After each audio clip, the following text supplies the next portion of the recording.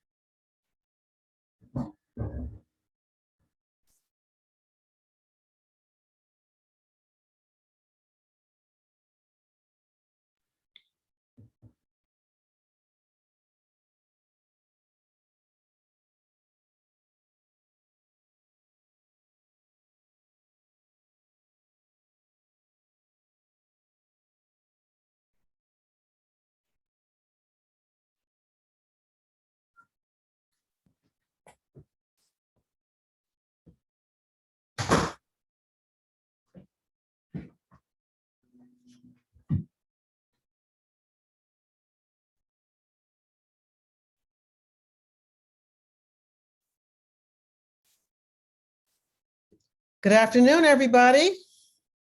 My name is Marcia Smith. My pronouns are she, her. I'm a Black woman with a modest afro, red glasses up against a blue screen with our partner logos on it. Thank you for joining us for today's webinar, which will focus on the City Artist Corps Grants Program for New York City-based artists and filmmakers.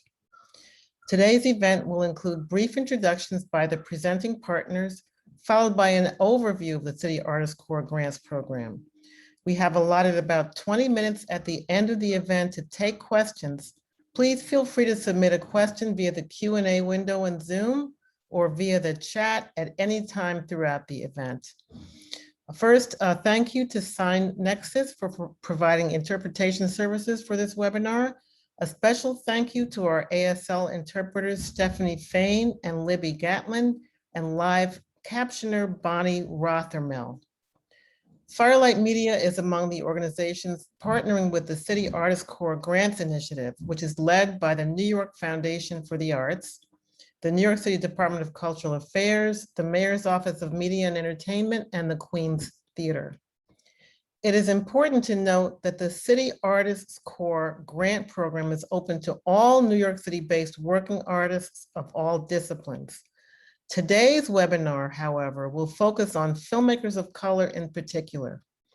We at Firelight Media and our partners at Black Public Media have seen and experienced the damaging impact that COVID-19 has had on the city's predominantly BIPOC communities and artists, which is why it's especially important for us to inform the BIPOC filmmaker community about the availability of these funds. Firelight Media, for those who don't know, is a premier destination for nonfiction cinema by and about communities of color. We produce documentary films, support emerging filmmakers, cultivate audiences for their work, and increasingly support mid-career filmmakers of color as well. Firelight's programs include the Documentary Lab, an 18-month fellowship that supports emerging filmmakers of color, the Groundwork Regional Lab, which supports filmmakers in the American South, Midwest, and US territories, and the William Greaves Fund, which supports mid-career filmmakers. I'd like to now introduce my colleague, Leslie Fields-Cruz, who is Executive Director of Black Public Media. Leslie is, as I said, the Executive Director of Black Public Media, and under Leslie's leadership, BPM has cultivated new partnerships and initiated vital new programs, such as the 360 Incubator Plus, Pitch Black Forum, BPM Plus, and Black Media Story Summit, all of which support Black talent and content development. In February, Leslie made Crain's New York's 2021 list of notable Black business leaders. She currently serves on the board of directors for New York Women in Film and Television and on the board of the New Era Creative Space. Leslie. Thank you so much, Marcia. Hi, everyone. Again, I'm Leslie Fields-Cruz. My pronouns are she, her, and hers. I'm a Black woman with round, light brown glasses. I'm wearing black and I'm actually on vacation, so my background is blurred at this point in time. And much as to what Marcia mentioned earlier, Black Public Media, we have been here for 40 years, or just over 40 years, supporting the work of Black makers telling stories about the Black experience. And so that's why we're happy today to be able to join with Firelight Media and AXS Fund and Third World Newsreel to bring you the information about the City Arts Corps grant that will allow you to secure some funding, but also find a way to give back and engage audiences.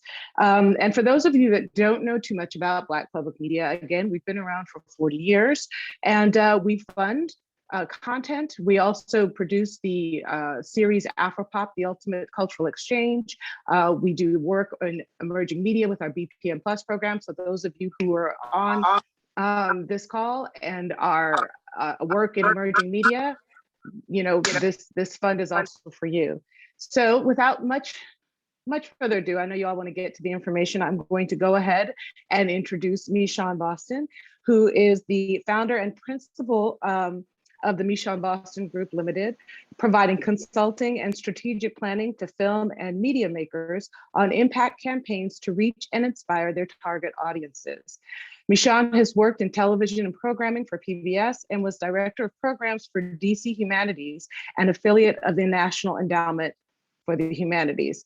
She's also a freelance journalist and a published, produced playwright. Michon's articles have been published in the New York Times, Washington City Paper, and the Washington Post magazine. Michon, join us. Leslie, thank you so much, and thank you for taking time out from your vacation for this webinar. Hello, everyone. I'm Michon Boston. My pronouns are she, her, and hers. I am a Black woman with skin the color probably of cinnamon, is the closest I could describe it, with shoulder-length dark hair. I'm wearing glasses. I have dark eyes. My glasses are rectangular. I'm wearing pink, pastel pink, and my background is blue, dark blue, with our partner logos, Black Public Media, Firelight, AXS Lab, and Third World Newsreel. So I'm very happy today to introduce you to our partners from, I would say, AXS Lab. That's what but it's AXS Lab and Third World Newsreel, who are helping us get the word out about the City Artists Corps Grant Initiative. So I'm going to start with an introduction of Jason DaSilva. Jason DaSilva is a director, producer, writer, and disability rights activist, best known for the Emmy Award-winning documentary When I Walk. Have to see that. Please see that. The first film in a documentary trilogy. The documentary follows his diagnosis of primary progressive multiple sclerosis for 7 years as he progresses from cane to walker to wheelchair. Following the success of When I Walk, Jason released the second film in the trilogy, When We Walk, which premiered in 2019 at the Hot Docs Film Festival. It won Best Documentary at the Center for Asian American Media's CamFest and had its New York debut at the Human Rights Watch Film Festival. The final film, When They Walk, is currently in production. Jason DaSilva is also the president and founder of AXS Lab, a nonprofit organization dedicated to giving a voice to people with disabilities through film, media, and technology. So thank you, Jason, for joining us today. Of course. Thank you so much for having me. This is really exciting because all of the partners here I've worked with closely, and it's just exciting to see them all here under one panel. So my name is Jason DaSilva. I'm an Indian man. I go by the pronouns him, he, him. I'm an Indian male. My background is the blue background with the partner logos behind me. I'm in a wheelchair as well. And yeah, I'm very excited to be here. So yeah, I would like to tell you a little bit about the AXS Film Fund. So I started the AXS Film Fund last year. I've had the idea for years, but last year seemed about right. Seemed with everything going on with the Black Lives movement that happened, I was inspired to pull the trigger, for a lack of a better word, on putting the fund out there. So it was exciting because I went to all of the grant givers that I've worked with in the past, and I said, would you like to help me launch this program? So I went to people like the Bertha Foundation, Sundance, Firelight Media, Jerome Foundation. So really, these were people that I worked with over the years. I'm old now, but I've been doing filmmaking since I was 21. So I've been working with all these people before, and I just said, I'm gonna start this project. It's for people of color with disabilities. So specifically, it's a fund for them. And so I did not, so other than myself, I only saw a handful of people that were out there showing films from their perspective. So about people of color with disabilities. And I thought now was the time to really get the word out and create a fund to make money available for people of this community. I said, now is the time. And yeah, that's what happened. There was I just think that if we don't really, for all of us, if we don't start these funds and create the funding apparatuses that exist, if we don't do it ourselves, then nobody else will. So like all social movements, it just like film media is just like them. It starts from the people. So that's exactly what I've created, and that's what we're all creating. I'm excited to be here. Thank you. Thank you, Jason. And may I ask that, Patty, if you could post both the Access Lab URL and the AXS Film Fund web addresses into the chat so that people who are attending can find out more information. Oh, Jason, you're muted. You have. There you go. One other thing. So we are in our open cycle. So right now the fund is open and it will be open until early September. I think the deadline is September 3rd. So if you're not one of people of color with disabilities, pass it on to people that you know, and now's the time to start applying. So check out our website. It's a really easy form to fill out, and we are excited that, we're excited to have this opportunity to share these stories with other people, and we're excited to fund them. Thank you. Apply, apply, apply. That's the word for today, apply. Thank you, Jason. I am now going to introduce JT Takagi. JT is an award-winning filmmaker, sound engineer, educator, and the executive director of Third World Newsreel. Her films focus on Asia, Asian American, and immigrant issues, and include 4 national PBS airings. Her sound credits include the 2018 Oscar-nominated Strong Island by Yance Ford, The Black Panthers, Vanguard of the Revolution by Stanley Nelson, and numerous American Experience and American Master's programs and independent projects. JT teaches at the City College of New York and the School of Visual Arts MFA Social Documentary Program and serves on the boards of Naduto, JT, help me here, Not at all. Nodadol for Korean, thank you, for Korean community um, Development. development and distribution of Black stories. Thank you, JT, for shepherding me to your introduction, and thank you for joining us on this webinar. Thank you, Michon, for the introduction. I'm JT Takagi. I'm an Asian woman using she, her pronouns with olive coloring, red glasses, black shirt, and I'm in a messy office filled with films and cabinets. I'm part of Third World Newsreel, which is an alternative media center that focuses on media by and about people of color and social justice issues. Founded in 1967 as the Newsreel, it became Third World Newsreel in the early 70s and works in educational distribution, exhibition, production, training, and fiscal sponsorship. It runs a 6-month intensive production workshop program and presents over 20 free seminars on media production topics throughout the year, as well as free community media workshops for immigrant women activists and seniors.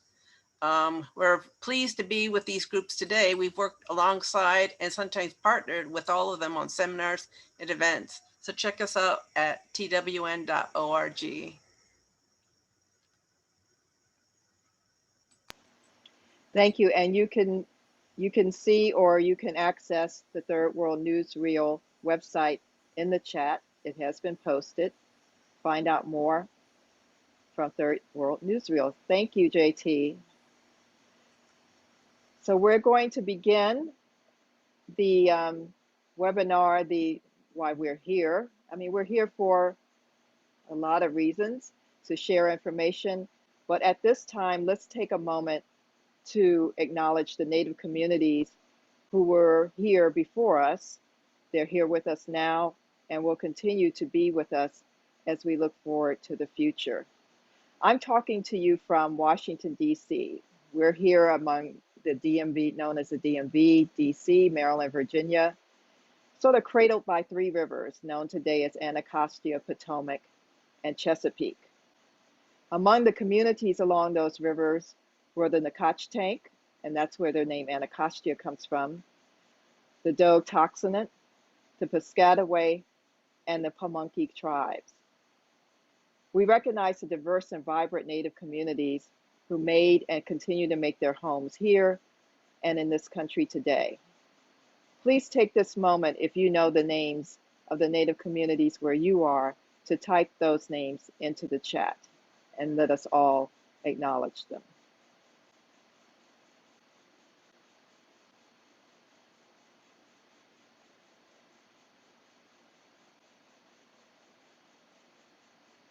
Also, to find out more, I will ask Patty to post the website where you can learn more about the indigenous communities of North and South America, of this region.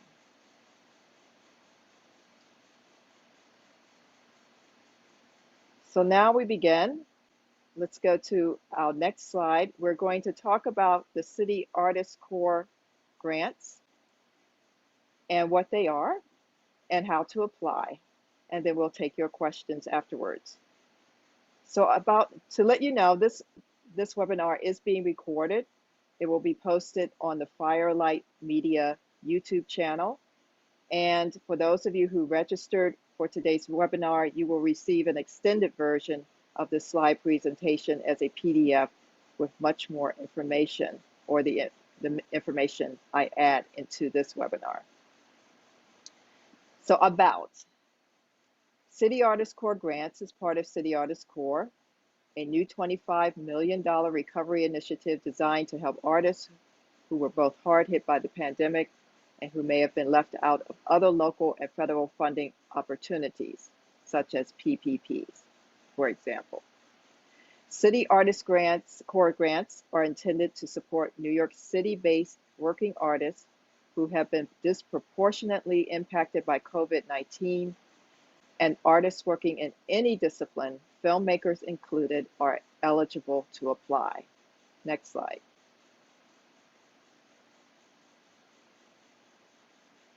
These are the partners for the City Artist Corps Grants Initiative.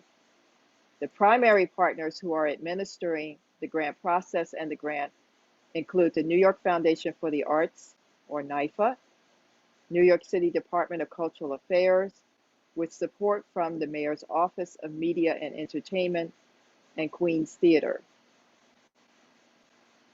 The organizational partners responsible for the outreach and engagement piece to get people to apply include Black Public Media, who you've met today, Firelight Media, who you've met today, co-presenting this webinar, the Asian American Arts Alliance, Art New York, Brooklyn Arts Council, Bronx Council on the Arts, Bronx Documentary Center, Dance NYC, Flushing Town Hall, Indie Theater Fund, Lower Manhattan Cultural Council, Makerspace NYC, New Music USA, Poets and Writers, and Staten Island Arts. Next slide, please.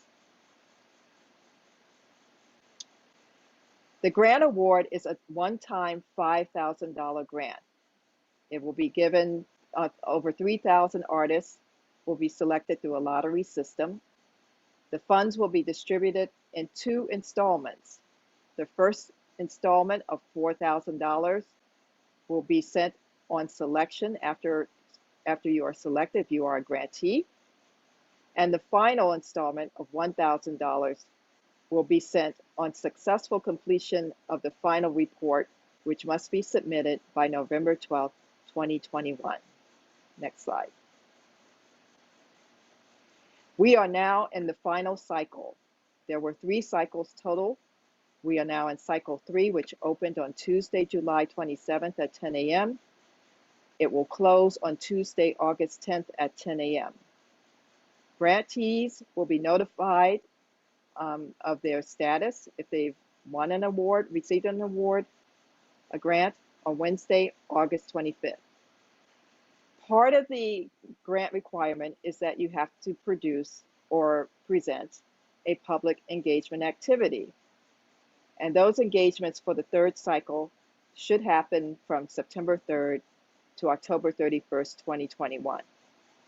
All the creative public engagement activities must be completed by October 31st, 2021. Next slide. Who can apply? Current residents of New York City, all 5 boroughs, who have maintained residency since January 2020. Artists, filmmakers too, practicing in any creative discipline, who can provide documentation of their creative practice from any time in the past 2 years. That's 2019 and 2020.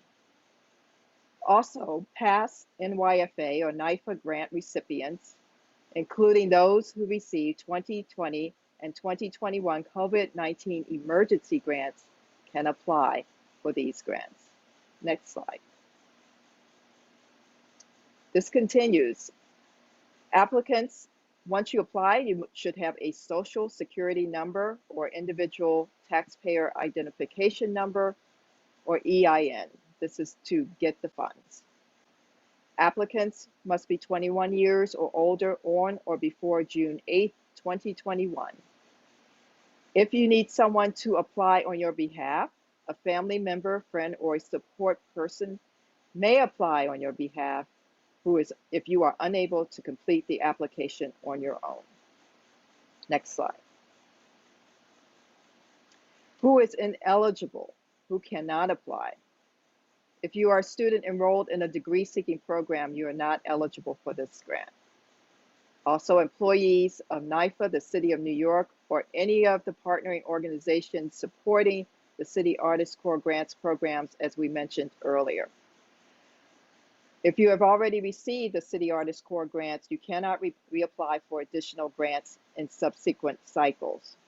Check out some of our partner opportunities for additional funds and opportunities.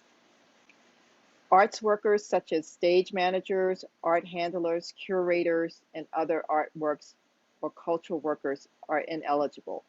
For film, the film area, I would say that would include film festival programmers, and curators and such. Next slide. This is what you must provide as part of your application. You must provide documentation of a current sustained artistic practice. One of the two will do.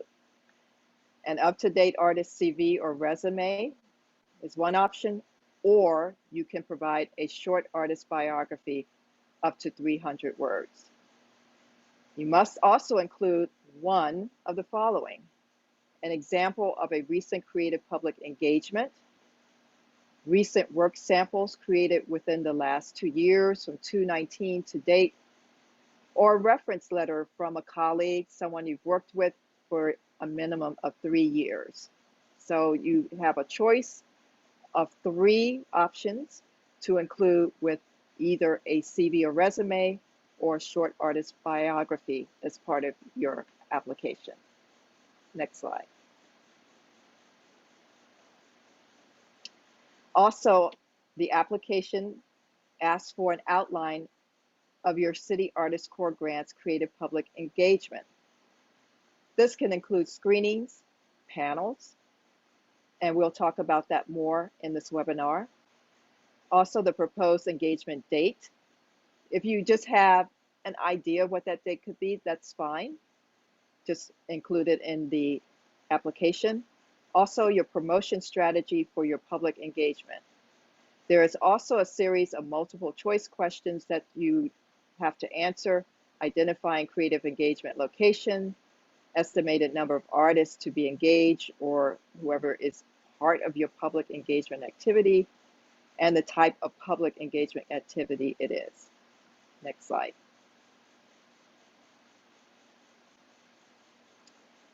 Also, you need to provide documentation of New York City residency.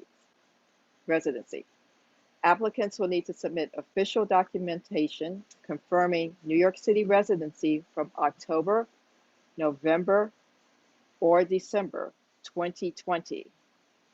Examples of that include utility bills, ID cards, state ID cards, and also your state ID cards should be included, or a passport as your proof of age to make sure that you qualify for the grant. That is included here. You see here examples of that documentation. Next slide. Let's talk about the proposed engagement activity. Let me tell you, this is not going to determine whether you receive the grant or not. This is just a matter of submitting the grant with an activity. The bar is not high. The requirements for that activity is that it must have an arts or creative focus. It must be presented live and in person, but there is an exception, and we'll get to that in just one moment for that. The proposed engagement activity must occur in New York City in any of the 5 boroughs. It must be free to the public. Ticketed programs are eligible. I know some people use Eventbrite just to generate a ticket, but all tickets must be free. It can occur indoors or outdoors. And let's talk about the exception. Next slide.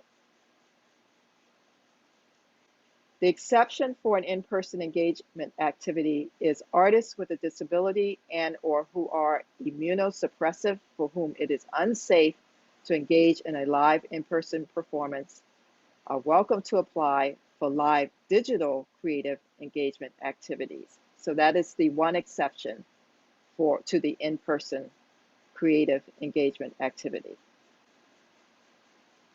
Next slide.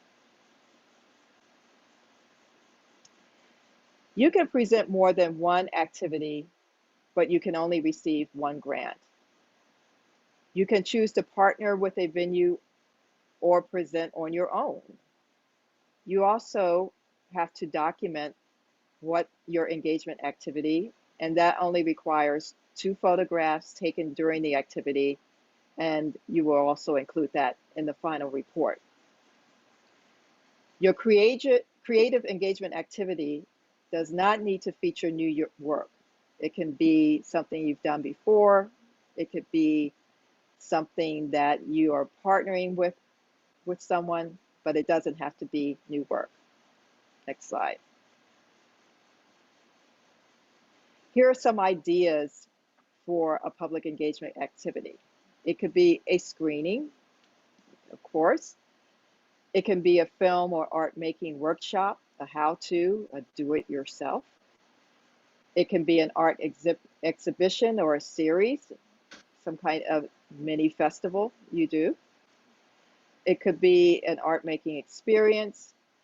And also, if you're scheduled to present or do an engagement activity in an existing program or a program that has been scheduled, that can be your eligible public engagement activity as well. Next slide. Hey, Kai, how are you?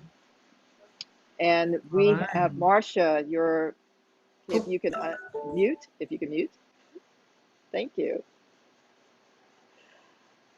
And we have some links. I'm going to read off what the links are, and then they will be included in the chat. They are also going to be part of the PDF that you'll receive after the event. Grant information and the link to apply. We have a link for the application form, the application guidelines, and the frequently asked questions or FAQs. Next slide. So now I'm going to invite my colleague, Cheryl Fields, who is the Director of Engagement at Black Public Media, to join me for the Q&A. So Hello, Cheryl, everyone. How are thank you you all? for joining me today. Oh, I'm absolutely thrilled to be here and glad to see so many people participating. So now we need you to send us your questions. So Cheryl is going to check the Q&A folder. Currently, we don't have any First. questions in there. So I'm just going to ask a couple of the questions that we ask and answer, a couple of the questions that we've been hearing in some of the other webinars that we have done about this program. Michon just mentioned this, but one of the questions we've been hearing is, if I already have something planned, can I apply for this grant even for that project? And the answer is yes, you may. If you have an engagement project that is already scheduled and you want to center your application around that, we would actually highly encourage you to do it. The only criteria, of course, is that you meet all the eligibility criteria and that the event, the engagement event happens before the deadline, which is October 31st. So as long as your event is scheduled for sometime before Halloween, then we want to see that. Let's see, there's a new question here.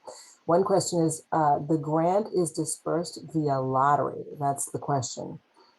I wouldn't say the grant is dispersed via lottery. There is a selection process that will happen once people meet the eligibility requirement. There will be a sorting and a selection process that comes from that. And bear in mind that if you applied already for cycle 1, but did not get a note from DaSilva and IFA telling you that your project was not accepted, and you have not already received a grant, that means your application is still active and you could potentially be selected for cycle 3. If you have not applied for cycles 1 or 2, and this would be your only time applying, your application will be given the same consideration as everything else that is in the pot for cycle 3. Again, the main thing to keep in mind is that you meet the eligibility criteria and that your engagement project meets the requirements for what we're looking for. Another question that we've gotten from folks is, can I use this funding to finish my film? And the answer to that really is that this funding is for engagement projects.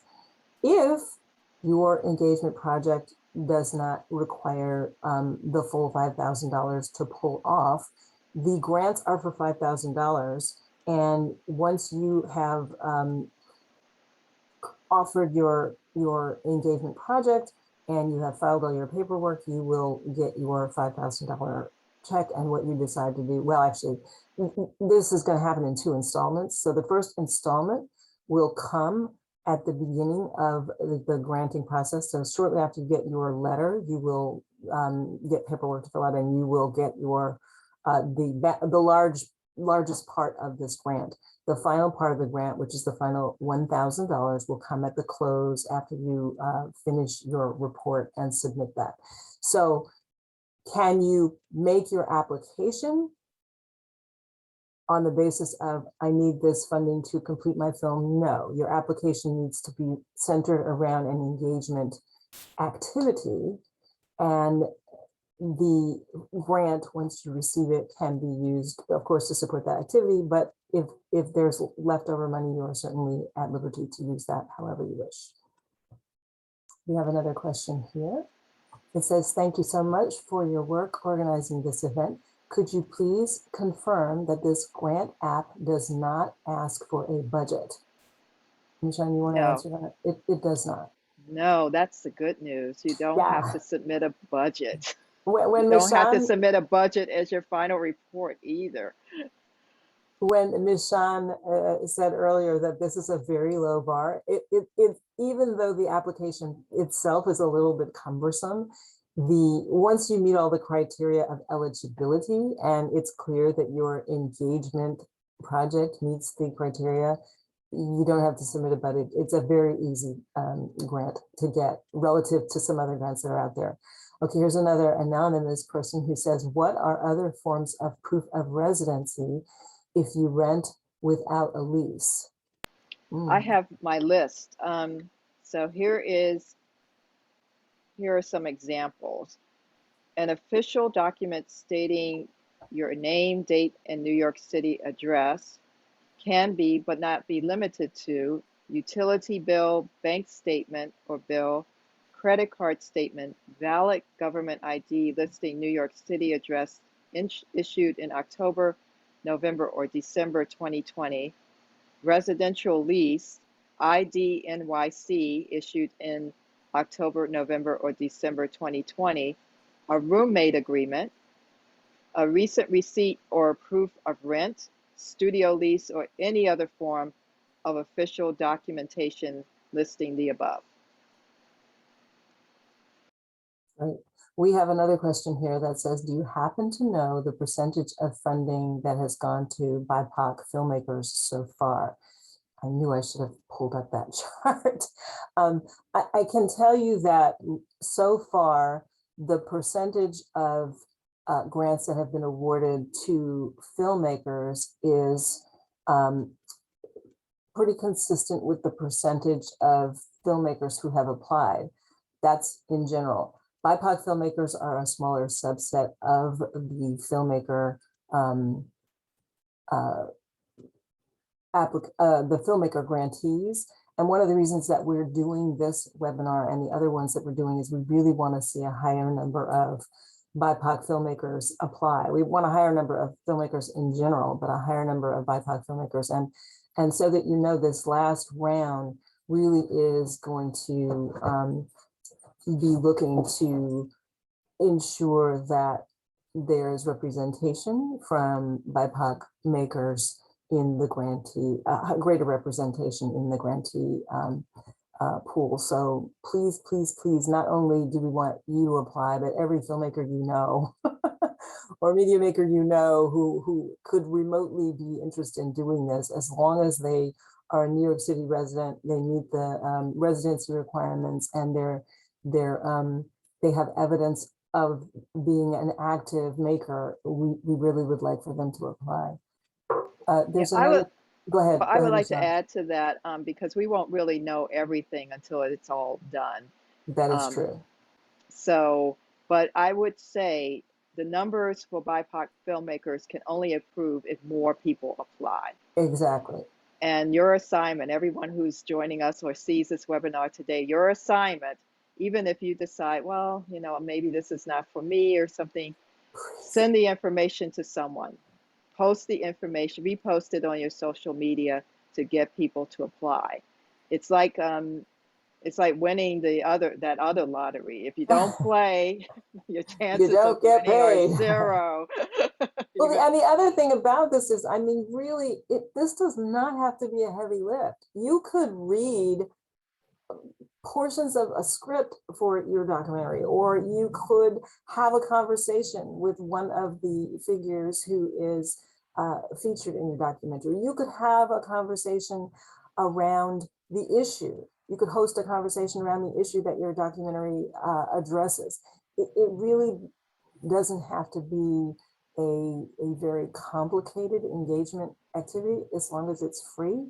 It's held in the city. Even if it's ticketed, it has to be free tickets. And we've had some folks ask, you know, when I have this engagement, can I sell T-shirts or whatever to support my film? And the answer is sure. You just can't make buying a T-shirt a criteria for attending the screening.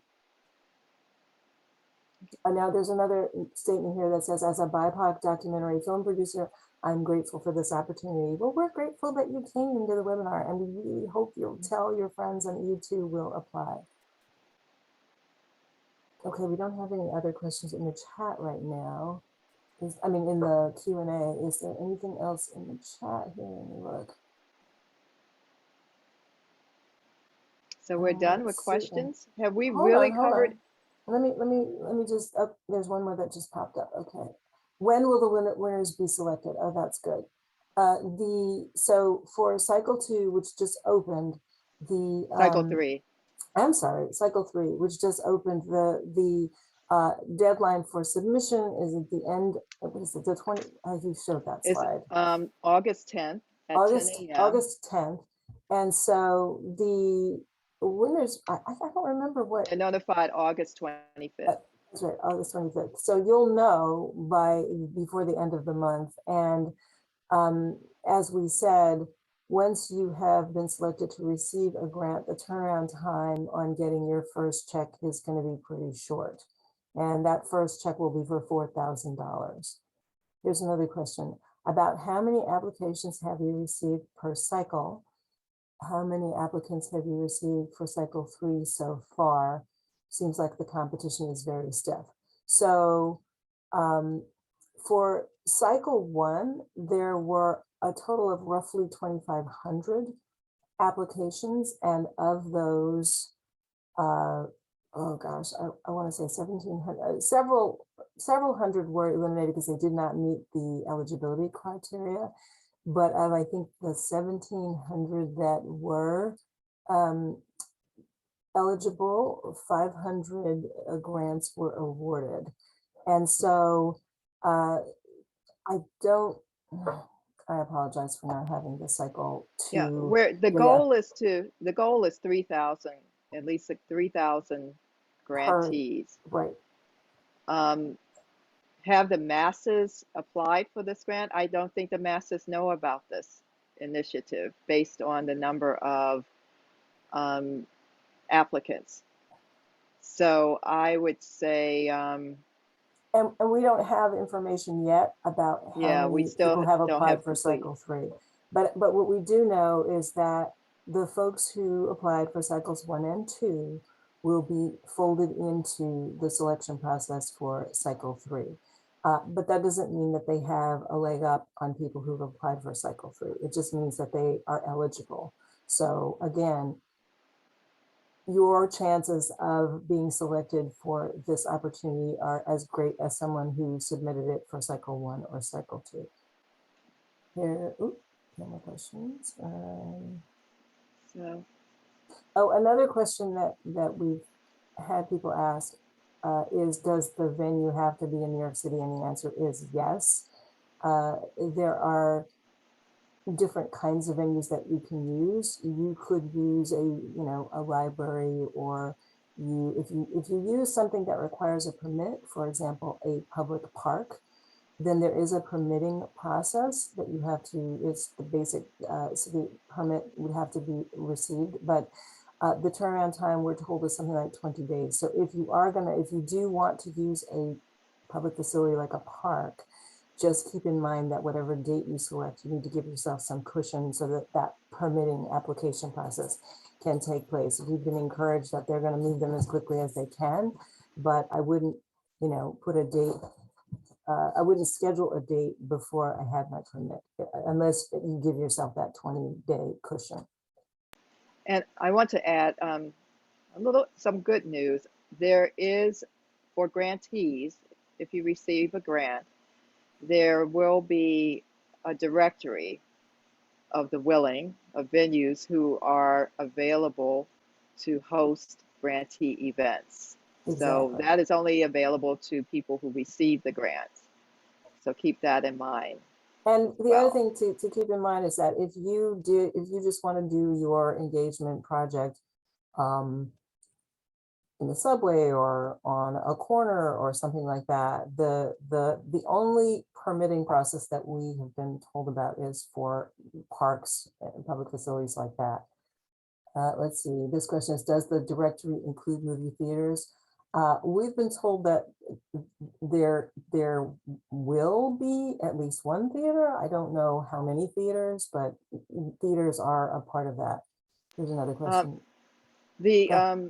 The directory is being managed, or at least compiled, by one of the lead partners, which is Queen's Theater. Right. So they have offered something as part of that directory. They're also, part of that directory may include non-traditional spaces. I mean, how many of us have had screenings inside restaurants or bars or church basements or other places of faith or faith communities, or outside on a wall? Well, and people are asking here, do we know when the directory will be made available? We do know that it will be made available to all of the grantees. So the last meeting I attended where this was discussed, they were still trying to finalize that directory, but it will be made available to everyone who is a grantee, so you'll be able to look it over.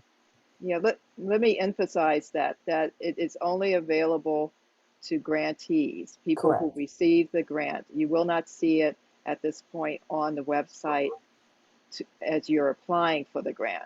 But if you receive a grant, you will receive information on how to contact and set up a meeting with the venues that are available, that are willing. These are people coming as volunteers, essentially, or making themselves available to have a meeting with grantees.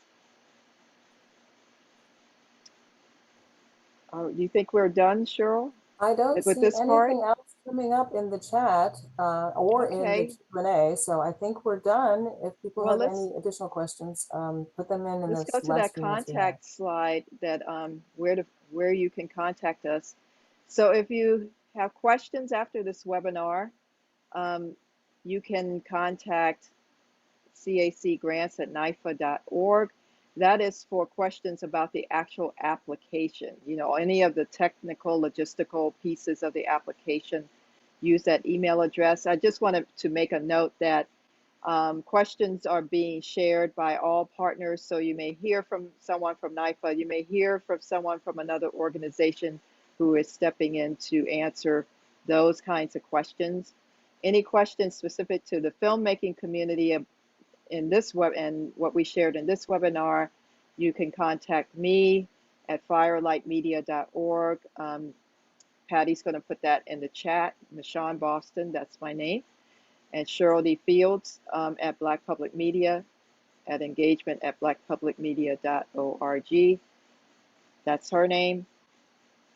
And also, just in wrapping up, I've scheduled some one-on-one consultations. There are 10 for August 5th and 6th. Patty is going to put that link in the chat for you to schedule a consultation. We couldn't, you know, we did the best we could to create some kind of office hours around this. But we know how things are these days. with time, but we do want to encourage and help people to apply. So we have 20-minute consultations on August 5th from 4:30 to 6:30 Eastern Time, and August 6th from 10 a.m. to 1 p.m. Eastern Time. So there's a link for that to sign up for one of those 20-minute slots. And also there are additional tech assistance webinars that are posted on the NYFA City Artist Corps Grants website. There are a couple more webinars happening this week before the close of the third cycle. You can go to their website. That link is being posted. And recordings of past webinars by the partners are also included on their webpage. So the word for today is apply, apply, apply, apply. So I want to thank everyone for joining us today, for my colleagues with Firelight Media, Black Public Media, our interpreters today. Thank you so much for joining us. Michon, there's two other questions. People are asking, do they have to sign up? Do we have to sign up day of for the consultation? Not seeing times available. Yes, at the times available. There should be a link in the. Yeah, the link is here. Look in the chat, say anonymous attendee, look there and see. If not, you can use the email address for Michon or me after, and we'll try to help you out. Okay, the best thing is maybe probably write your questions and send them to us by email. Correct. And we hope you will do that, not at the 11th hour. I would advise to get your questions in at the latest Friday, August 5th. Remember, the deadline is the 10th, so there's not a whole lot Yeah, of the time deadline here. is the 10th, and that will give you some time to apply whatever answer we can provide within our capacity. Okay, so we're The done? question is, who's the one-on-one consult with? With me, Michon Boston.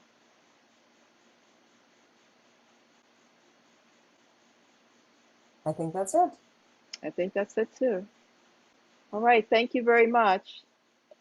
And good luck. Please apply and have a great week.